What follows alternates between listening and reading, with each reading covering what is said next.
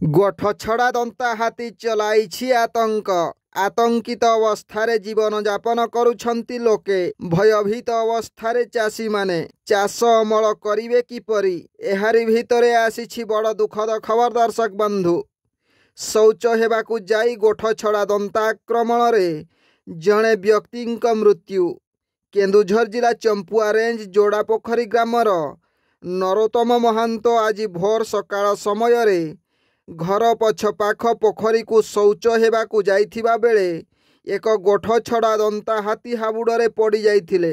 हाथी कबलरू बंचिबा पाई बहु चेष्टा करिथिले मध्य गोठ छड़ा दंता हाथीर आक्रमण रे गुरुतर भावे आहत होइथिले। खबर पाई वन विभाग घटनास्थल रे पहुंची गुरुतर अवस्थारे नरोत्तमंकु उद्धार करी संगे संगे चंपुआ चिकित्सालय को नेइथिले, किंतु सेठारे डाक्तर नरोत्तमंकु मृत घोषणा करिसंती।